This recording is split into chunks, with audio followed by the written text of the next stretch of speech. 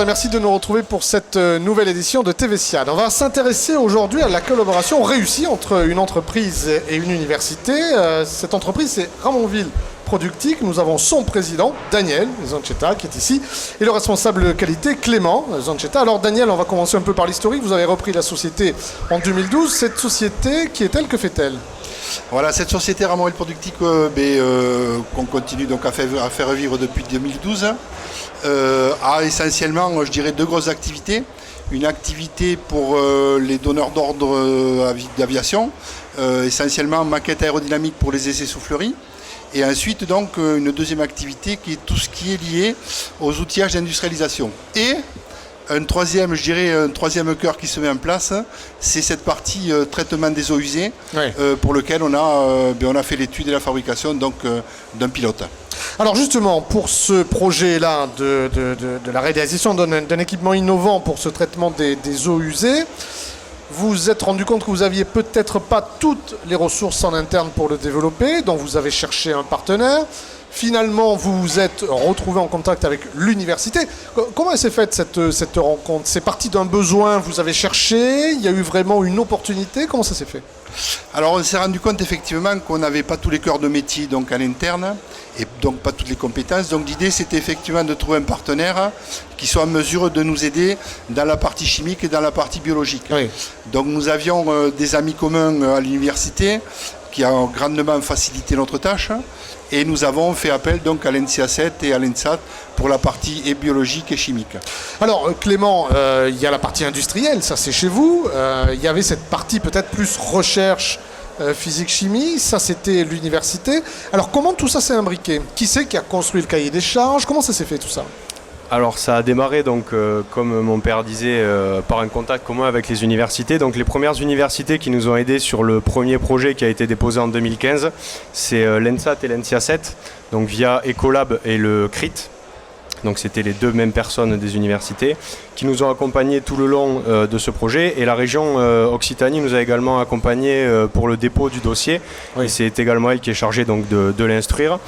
Donc on a validé toute une phase de test, donc déjà en amont mécanique, puisque c'était nos compétences à nous qu'il fallait valider, donc venir valider la fiabilité du système.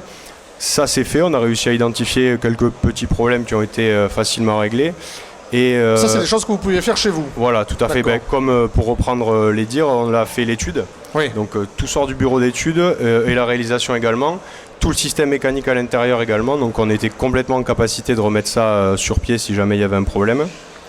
Et donc le deuxième dossier qui va arriver dans les mois qui suivent, la région Occitanie nous a renouvelé sa confiance sur ce deuxième dossier. Donc on a un accompagnement qui est vraiment important pour mener à bien ce dossier, puisque la région nous met à disposition une personne qui est spécialisée dans le domaine de l'eau et qui nous accompagne de nouveau pour le dépôt du projet. Alors la seule chose qui a changé, on est accompagné donc toujours de l'ENSAT, mais c'est l'INSA qui est venu se greffer maintenant. Voilà. Pour nous accompagner donc sur ces 3 années à venir sur ce projet. Alors on a bien compris la partie industrielle sur laquelle vous aviez la main, la partie université. Alors comment ça s'est passé ? C'est un jeu de questions-réponses, il y avait un dialogue permanent ou vous avez dit nous on veut ça et vous faites ça ? Comment ça s'est passé ? C'est pas un jeu de questions-réponses, c'est que au fur et à mesure qu'on a découvert les problèmes, on a régulièrement des réunions pour faire un bilan des situations. Et notamment dans la première partie qui a été la mise en place des premiers essais, je dirais en eau libre, c'est-à-dire on met de l'eau pure, est-ce qu'on ressort de l'eau pure ? Donc tous ces essais-là ont été validés, ce qui a provoqué de multiples réunions et de mise au point du prototype en temps réel. Donc ça veut dire aussi que les échanges qu'il y a eu avec le partenaire université, ça vous a permis aussi de dire, oups là, nous il faut peut-être qu'on corrige un peu. Donc. C'est exactement ça, c'est-à-dire que leur cœur de métier, ils le connaissent parfaitement, bien évidemment. C'était une des conditions, c'est qu'ils reviennent vers nous pour nous dire, dans cette situation-là, il faudrait améliorer tel domaine, ou dans celle-là, il faudrait améliorer tel autre. Donc c'est vraiment un projet collaboratif. Ah, complètement, puisqu'il y a eu de toute façon un accord de consortium de signé. Donc tout ce qui fait partie de cet accord de consortium, je dirais, est commun aux 2 ou aux 3 intervenants.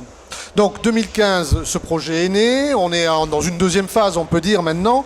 Concrètement, la réalisation industrielle, pratique, la mise en place, le fonctionnement pour le grand public, vous visez ça pour quand? C'est dans les années à venir, les mois? Qu'est-ce qu'il reste à faire?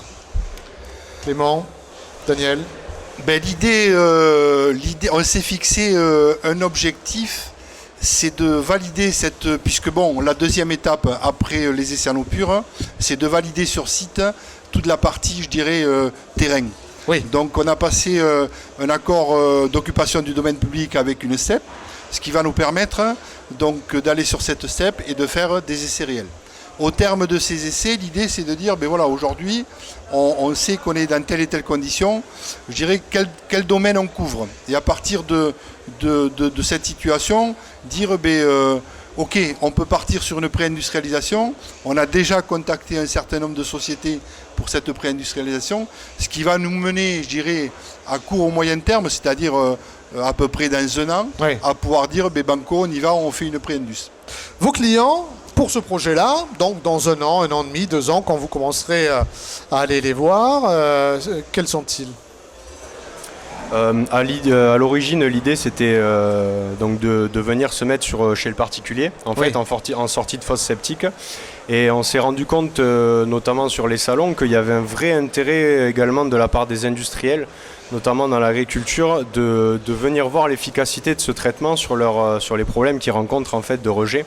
Donc sûrement qu'à terme de ces essais sur le site du Sivom Sage, pour les citer, qui nous accueille, on passera peut-être également par les industriels pour venir valider autre chose et pas se fermer de porte et vraiment venir voir tous les marchés sur lesquels on pourrait se positionner. Alors ça c'est intéressant, ça veut dire que vos clients, qui étaient peut-être au début une niche un peu étroite, petit à petit vous avez réussi à ouvrir.